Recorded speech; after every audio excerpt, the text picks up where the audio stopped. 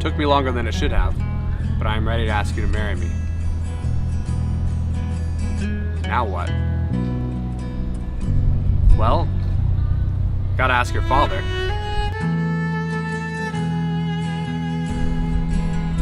Okay.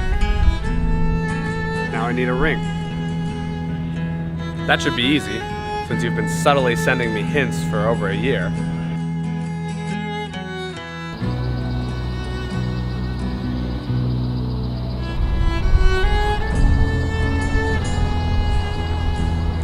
I mean, this should be pretty straightforward. Just go to the ring store, right?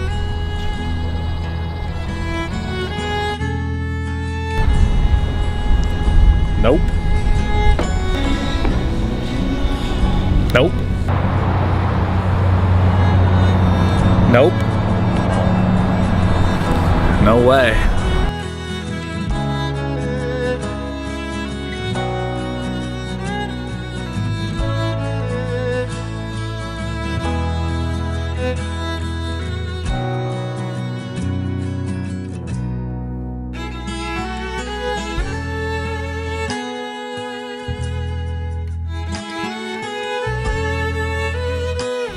I know that you despise cookie-cutter, store-bought jewelry. I know that you hate the idea that someone is out there wearing the exact same thing as you.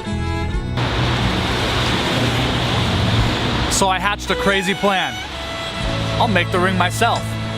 This is Green Lake Jewelry Works. They specialize in custom-made jewelry, and they have a team of designers at the ready to help you identify, plan out, and make your perfect ring. But I have something a little more hands-on in mind. Meet Daniel. He is a master jeweler. It took a little doing, but eventually I smooth-talked him into letting me use his equipment to cut you the stone myself. Of course, I had to sign a waiver, saying if I hurt myself or screwed up the stone, that was all on me. Daniel sent me this chart. It's a chart of new stones looking for a home. I asked to see stones 6, 11, 21, and 23. After poring over the stones, with Daniel dropping all sorts of knowledge on me, we decided to go with stone number 23.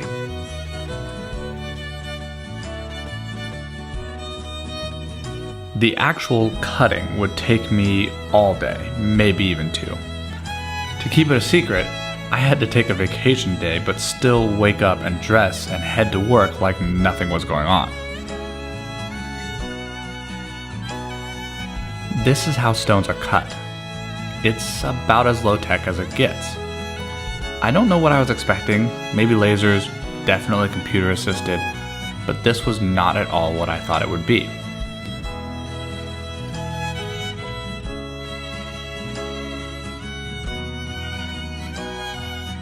The process is as straightforward as it gets.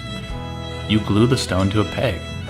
You push the stone up against another spinning piece of stone or metal that cuts and grinds it away, and then you spin this little doohickey until you have all the angles cut that you need.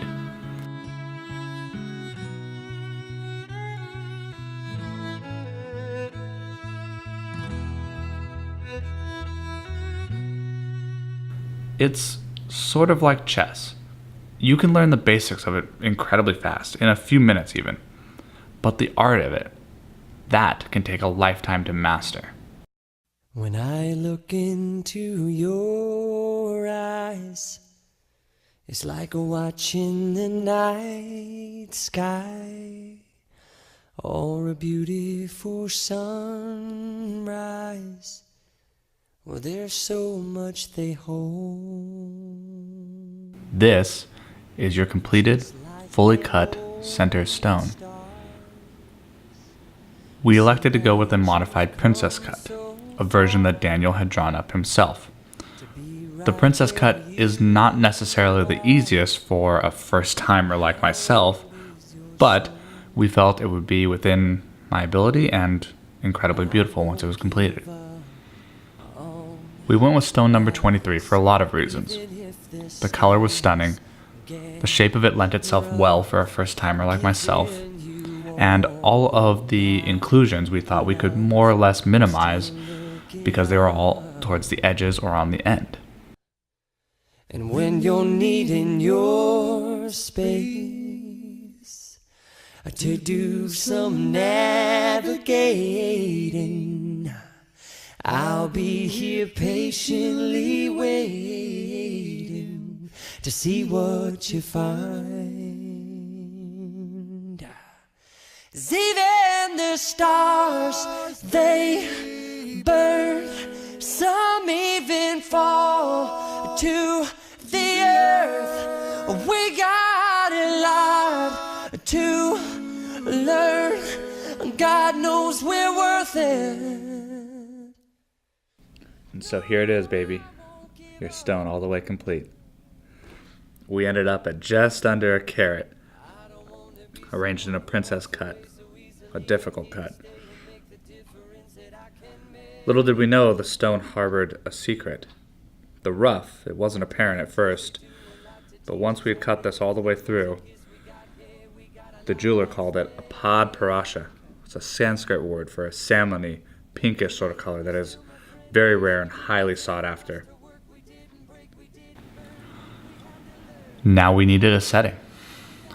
This was the first draft that Daniel helped me come up with. My goal was for the band to evoke a sense of waterfalls, because I know you love them so much. So I chose a two-tone metal style, using both the rose gold and then a platinum color. Using a template CAD file that they provided me with, I roughed out the main concept myself, and their designers fixed up my mistakes and ensured that the stone was properly supported. This is much harder than it looks. In fact, it was almost easier to cut the stone than it was to design the CAD file properly. This is the wax model of the final ring.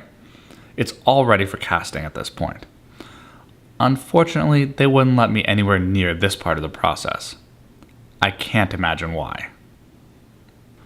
Finally, more than a year after the journey began, we have the finished stone and ring setting.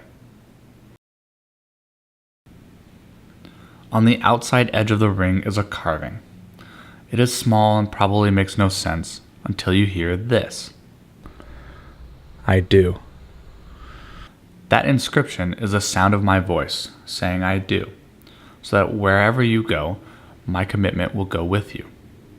And if you look very closely, on the inside of the ring is another inscription, very faint. Here, the jeweler made his mark, and it reads, Russell & Co. Well, I won't give up. No, I'm not. God knows I'm tough. He knows we got a lot to learn. God knows we're worth it. And we're worth it. So now you know. The ring on your hand is truly one of a kind. It's not just a representation of my love for you, it's a manifestation of it. An example of the work I'm willing to put into our relationship.